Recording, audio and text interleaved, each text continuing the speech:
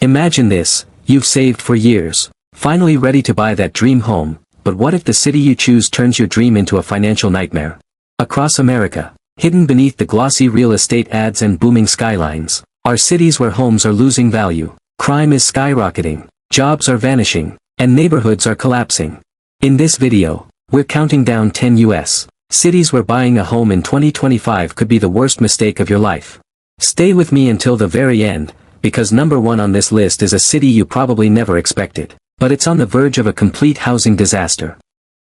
Number 10, Albuquerque, New Mexico. At first glance, Albuquerque feels like a southwestern treasure. The Sandia Mountains glow at sunset, Route 66 nostalgia runs through the city, and the art scene is alive with color and culture. On the surface, it looks like the perfect hidden gem. But dig a little deeper, and the reality isn't so pretty. Albuquerque struggles with serious problems that directly impact its housing market. The unemployment rate hovers around 5.2%, higher than the national average. The city's population growth is nearly flat at just 0.2%, while other booming U.S. cities attract new residents by the thousands. And then there's crime, a deal-breaker for many. Albuquerque has one of the highest property crime rates in the nation, with over 70 incidents per 1,000 residents, nearly double the U.S. average. Break-ins, car theft, and burglary aren't rare, they're routine. That constant risk makes investors nervous, and it drags home values down. The result? While other U.S. markets have seen double-digit growth in home values, Albuquerque's appreciation has barely moved, just 2 to 3% a year. For homeowners, that means your money isn't growing, it's trapped. And worse, you're stuck in neighborhoods where safety and stability feel like they're slipping away. Why avoid it? Because here, the desert sunsets may look priceless, but your investment won't be. Number 9, Detroit, Michigan. Detroit, once the proud Motor City, the beating heart of American industry. This is where cars rolled off assembly lines and fortunes were made. But today, that glory feels like a distant memory.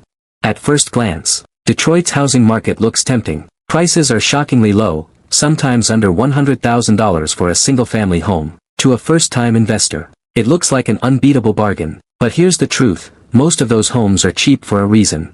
Detroit is still battling deep scars. Nearly 19% of its population lives below the poverty line, almost double the U.S. average. The unemployment rate hovers around 7%, among the highest of any major city. That weak job market means fewer stable renters and slower demand for housing.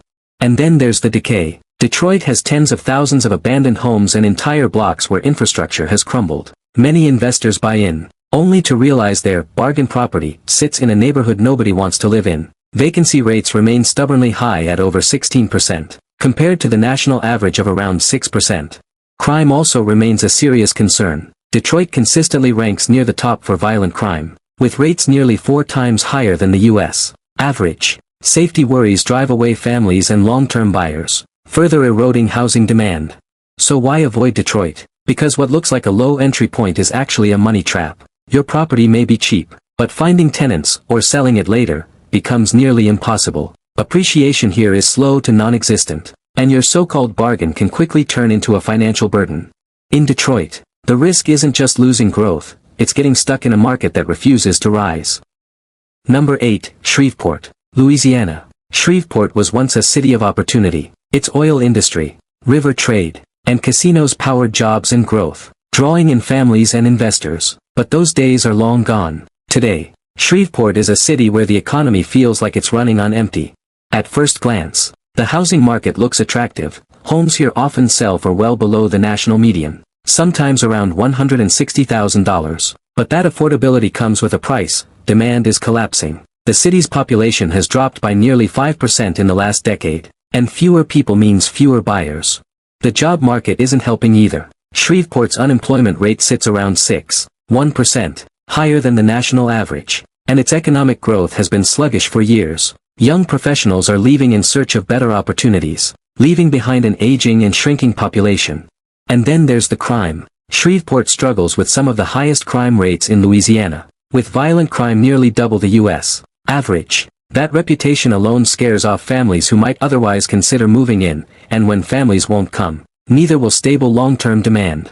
The result? Home appreciation here is minimal, at just 2 to 3% annually, far below national hot spots where double-digit growth is the norm. Many investors jump at the low entry cost, only to realize later that their property is sitting in a city with no momentum and no real buyer pool.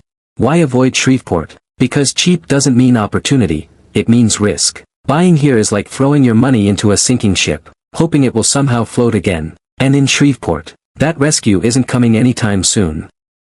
Number 7, Stockton, California. Stockton, California, a city that tells one of the strangest stories of the American housing market. When most people think of California real estate, they imagine sky-high values, booming demand, and endless growth. And in many parts of the Golden State, that's true. But not here. Stockton stands out, and not in a good way. This city was once a cautionary tale for the entire nation. During the 2008 housing crash, Stockton became the first major U.S. city to declare bankruptcy. Streets lined with foreclosures, families forced out of homes, and neighborhoods left in ruins. It was ground zero for America's real estate collapse. And while Stockton has clawed its way back on the surface, the scars are still deep, and the problems are far from over. At first glance, Stockton looks like a place of opportunity. It sits in California's fertile Central Valley, within driving distance of the Bay Area. Homes here cost far less than in San Francisco or Silicon Valley, making it seem like a bargain for buyers priced out of coastal California. But this bargain comes with serious red flags. Let's talk numbers. The median home price in Stockton is around $465,000, high by national standards, but still much lower than California's statewide median of $770,000. Sounds like a deal, right? Not quite, because when you look at incomes, the picture changes. The median household income in Stockton is just about $71,000, compared to the state average of $93,000. That gap between home prices and wages means buyers are stretching their budgets to the breaking point. And that's exactly what makes Stockton dangerous for investors. You have homes priced like California's coastal markets, but incomes that look more like the Midwest. That imbalance creates a fragile market, one that could tip into another collapse if the economy slows down. Then there's crime. Stockton has long battled a reputation for being unsafe, and the data backs it up. The city's violent crime rate is 50% higher than the national average, and property crime is 25% above the U.S. norm. For families considering a move, safety is one of the biggest deciding factors, and in Stockton, it's an uphill battle to convince people this is the right place to settle down. Unemployment has also been a consistent drag. While California overall thrives with tech and service jobs, Stockton's unemployment rate sits around 6%, above the national average. The city's economy relies heavily on agriculture, shipping, and lower-wage service jobs, which simply don't match the inflated housing prices. For investors, that means a tenant pool with less stability and less ability to pay high rents. And here's the final blow, appreciation. While some California markets have seen massive growth, Los Angeles, San Diego, even Sacramento, Stockton has lagged. Yes, home prices have climbed in recent years, but the growth feels fragile. Many experts warn Stockton could once again be one of the first cities to crash if the housing bubble bursts. After all, it's happened before. So, why should you avoid Stockton? Because it combines the worst of both worlds. You get overpriced homes that lock up your capital, paired with low wages, high crime, and weak job growth. It's a market that looks like California's promise on the surface, but underneath, it's a bubble waiting to burst. And when it does, history tells us Stockton will be one of the first to fall. Number 6, Baltimore, Maryland. Baltimore is a city of stark contrasts. On one hand, you have the gleaming waterfront at Inner Harbor, restaurants, museums, and a skyline that suggests prosperity. But just a few blocks away, the story changes. You'll find entire streets lined with boarded-up houses, vacant lots, and communities left behind. It's a city where beauty and decay exist side by side, and for real estate investors, that's a dangerous mix. At first glance, Baltimore looks like a bargain compared to other East Coast cities. The median home price is around $210,000, far lower than nearby Washington, D.C., where the median is well over $600,000. For investors priced out of bigger markets, Baltimore seems like the affordable alternative. But here's the problem, that affordability isn't opportunity, it's warning. The city's population has been shrinking for decades. In the last 10 years alone, Baltimore has lost nearly 5% of its residents, as families move to surrounding counties or leave the state altogether. Fewer people means fewer buyers and renters, and that puts long-term pressure on housing demand. And then there's crime, one of Baltimore's most notorious challenges. The city has one of the highest violent crime rates in America, with homicide rates consistently among the worst in the nation. In fact, Baltimore's violent crime rate is nearly 4 times the U.S. average. For families, safety is the #1 reason to avoid moving in, and for investors, that translates into neighborhoods that struggle to attract stable tenants or long-term buyers. The job market is another weak point. Baltimore was once a manufacturing hub, but much of that industry has disappeared. Today, while there are jobs in healthcare and education, the unemployment rate hovers around 5% above the national average. Wages remain relatively low compared to the cost of living, which limits how much residents can realistically spend on housing. Investors often think they're getting a deal when they buy a row house in Baltimore for under $100,000. But what many discover is that resale is nearly impossible. Renovations cost more than expected, demand is weak, and crime scares away buyers. Even rental income can be unreliable, as high turnover and maintenance eat into profits. Meanwhile, appreciation lags behind other U.S. markets. While cities like Charlotte, Nashville, and Austin have seen double-digit growth in home values, Baltimore's annual growth often struggles to break 3 to 4%. That means your money sits tied up in a market that refuses to take off. So why avoid Baltimore? Because it's a city locked in long-term decline. The inner harbor may sparkle, but just beyond it lies a reality investors can't ignore: shrinking population, persistent crime, and a housing market that offers little chance of real growth. In Baltimore, what looks cheap is actually costly. It's not a future, it's a financial trap. Number 5, St. Louis, Missouri. St. Louis, Missouri, home to the iconic Gateway Arch, a symbol of America's westward expansion and a proud reminder of the city's historic importance. But while the skyline may sparkle with that silver monument, the reality on the ground for the housing market is far less inspiring. At first glance, the city looks affordable. The median home price is around $185,000, well below the national average and a fraction of what you'd pay in nearby metros like Chicago. For investors, that kind of price tag sounds like opportunity, but St. Louis hides problems that turn affordable into unwanted. The first red flag is population decline. St. Louis once had more than 850,000 residents in the 1950s. Today, it's below 300,000, a staggering loss of nearly 65%. Families and workers have steadily fled to the suburbs or out of the state entirely, leaving behind blocks of vacant homes and hollowed-out neighborhoods. And when people leave, demand for housing collapses. Then there's crime, an issue that has haunted St. Louis for decades. The city's violent crime rate is among the highest in the nation, with homicide rates sometimes topping the charts. To put it in perspective, St. Louis reports 5 times more violent crime per capita than the U.S. average. For families, that's a deal-breaker. For investors, it means higher tenant turnover, vandalism, and shrinking neighborhood appeal.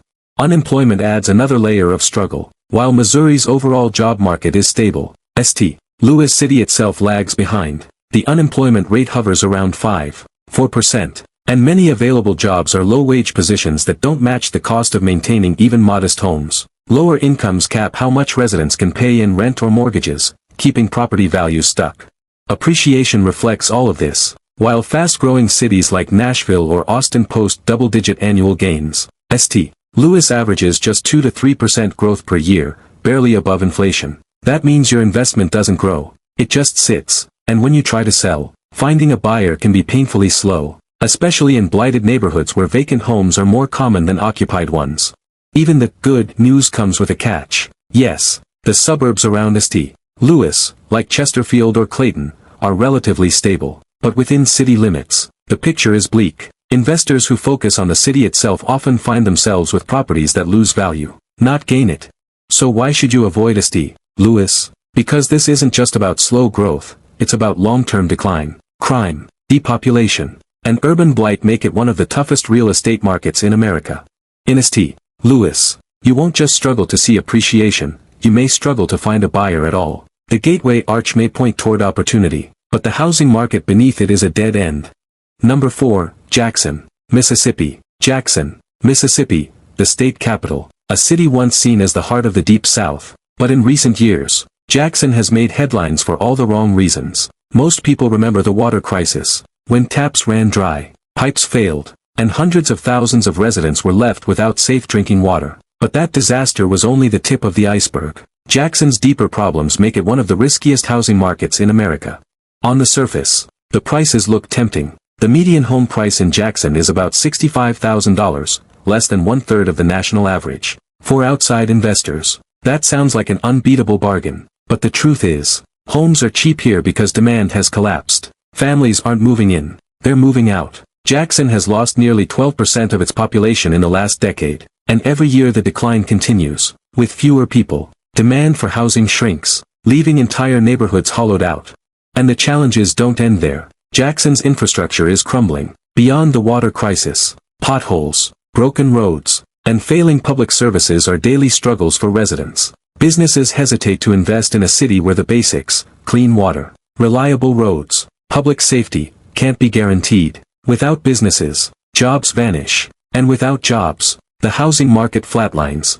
Economically, the numbers tell the story. Jackson's median household income sits at around $42,000, far below the national median of $75,000. The poverty rate is nearly 25%, more than double the U.S. average. With so many residents struggling financially, the housing market has little room to grow. Even investors who purchase homes outright often struggle to find stable renters. Then there's crime. Jackson has one of the highest violent crime rates in the country. In fact, its homicide rate in recent years has been among the highest per capita of any major U.S. city. That reputation scares off families and investors alike. No matter how cheap a home is, people hesitate to buy in a city where safety is a constant concern. All of these factors add up to one result: stagnant or even declining home values. While other U.S. markets have seen property values soar, Jackson's appreciation hovers in the 1 to 2% range, barely moving at all. For investors, that means your money gets stuck in a property that's almost impossible to sell later. So why avoid Jackson? Because this isn't just a city facing temporary struggles, it's a city in long-term decline. Failing infrastructure, economic stagnation, and high crime create a cycle that traps homeowners and investors alike. Jackson's housing market isn't an opportunity, it's financial quicksand. Once your money goes in, it's almost impossible to pull it back out. Number 3, Cleveland, Ohio. Cleveland, Ohio, a city that once stood tall as a manufacturing powerhouse. Steel mills, factories, and shipping routes along Lake Erie built fortunes here. And for decades, Cleveland thrived as one of America's great industrial hubs. But today, much of that prosperity is gone. The jobs left, the factories closed, and what's left behind is a housing market that struggles to keep up while other U.S. cities boom. At first glance, Cleveland looks affordable. The median home price is around $120,000, far below the national average. For an investor, that price tag looks like an easy entry point. But in Cleveland, the word cheap comes with a warning. The homes are inexpensive because the demand simply isn't there. The biggest problem is population loss. Cleveland's population peaked at nearly 1 million people in the 1950s. Today, it's less than 370,000, a staggering decline of more than 60%. Families continue to move to the suburbs or out of Ohio entirely, leaving behind vacant houses and shrinking neighborhoods. When a city loses that many people, housing demand doesn't just fall, it collapses. And with fewer people comes higher poverty. Cleveland's poverty rate is around 30%, nearly 3 times the national average. That level of hardship affects everything, from local schools to job markets, and it makes stable, long-term renters harder to find. Investors may buy in thinking they'll secure steady rental income, but high turnover, unpaid rent, and constant maintenance costs eat into any potential profits. Crime is another challenge that can't be ignored. Cleveland's violent crime rate is nearly double the U.S. average, and property crime is also well above national levels. Safety concerns drive families away from the city center and keep demand low for urban housing. The job market paints an equally bleak picture. Once powered by steel and manufacturing, Cleveland's economy has struggled to reinvent itself. While healthcare and education are bright spots, the unemployment rate still sits around 5–6%, above the national average, and without strong job growth, there's little to fuel housing appreciation. That brings us to home values. While hot markets like Austin, Nashville, and Phoenix saw double-digit growth in recent years, Cleveland's appreciation has barely moved, averaging 2 to 3% annually. That's just enough to cover inflation, but nowhere near enough to build wealth. For investors, it means parking money in a property that simply won't grow. And when it comes time to sell, the story gets even tougher. With limited buyer demand, properties often sit on the market for months, forcing sellers to accept lowball offers. What looked like a bargain on the front end often becomes a financial trap on the back end. So why avoid Cleveland? Because the low entry price is bait, and the hook is lack of growth. The city's long-term population decline, high poverty, crime, and weak job market all point in one direction: stagnation. In Cleveland, what looks like a deal rarely turns into profit. Cheap homes may draw you in, but the lack of growth will keep you stuck. Number 2, Memphis, Tennessee. Memphis, Tennessee, home of blues, barbecue, and the legendary Graceland. On the surface, it's a cultural treasure, a place where music history and southern charm flow through every street. But behind the neon signs and smoky barbecue joints, the reality of Memphis's housing market is far less glamorous. For investors, the first thing that jumps out is affordability. The median home price hovers around $145,000, far below the national average. At first glance, that sounds like an opportunity: low-cost entry, potential for rental income, and a city with deep cultural roots. But here's the problem: in Memphis, cheap doesn't equal profitable. In fact, the numbers show the opposite. Let's start with crime. Memphis has one of the highest violent crime rates in the nation, over 237% above the U.S. average. Property crime is just as severe, which means break-ins, vandalism, and constant headaches for homeowners and landlords alike. Families are leaving core neighborhoods not just because of jobs, but because of safety. And when people move out, demand drops. Then there's the school system. Memphis's public schools have long struggled, with low test scores and graduation rates dragging down the city's appeal for families. A weak education system doesn't just impact kids, it impacts the housing market. Parents simply don't want to move into districts where opportunities are limited. So demand for housing in many Memphis neighborhoods never grows. The economy doesn't offer much relief either. Once a hub for shipping and logistics, the city still leans heavily on companies like FedEx. But outside of that, job growth remains weak. The unemployment rate sits above the national average at 4%, and wages trail behind most mid-sized U.S. cities. With fewer good-paying jobs, fewer people can afford mortgages, and housing appreciation stalls. Speaking of appreciation, let's look at home values. While hot markets around the country surged with double-digit growth, Memphis's appreciation has lagged at just 2 to 3% annually. That's barely enough to beat inflation. For investors hoping to flip or build equity, the math simply doesn't work. You're tying up capital in a market where values barely move. But here's the real kicker: maintenance costs. Many Memphis homes are older, built decades ago, and require constant repairs. Roofs, plumbing, foundations, you name it. It's a recurring expense. Combine that with high property taxes compared to nearby cities, and what looked like a cheap home quickly becomes a money pit. The result? Many investors who jump into Memphis walk away frustrated. On paper, the affordability draws you in. In reality, the combination of high crime, weak schools, stagnant growth, and rising maintenance costs eats away any chance of profit. So why avoid Memphis? Because what looks like charm is covering up a financial trap. The city's cultural heritage may be priceless, but the homes themselves, more liability than asset. In Memphis, the dream of a bargain quickly turns into the nightmare of a money pit. Number 1, Chicago, Illinois. Now here's the shocker. Out of all the struggling cities we've covered, the number 1 place to avoid might surprise you: Chicago, Illinois. Yes, Chicago, the Windy City, a global hub of culture, commerce, and architecture, a city with one of the most recognizable skylines on Earth. But beneath the glittering towers and lakefront views, Chicago's housing market is cracking at the foundation. On the surface, Chicago doesn't look like a bad deal. The median home price is around $315,000, which is cheaper than other big metros like New York or Los Angeles. The city attracts millions of tourists every year and is home to Fortune 500 companies. But here's the truth: the same reasons people fall in love with Chicago are the very reasons buyers are getting trapped. Let's start with property taxes. Chicago has some of the highest property taxes in the United States, averaging 1% of a home's value, nearly double the national average. That means a $300,000 house comes with over $6,000 in annual property taxes. And those rates are rising year after year as the city scrambles to cover budget shortfalls. It's a bill that keeps climbing, and homeowners are the ones footing it.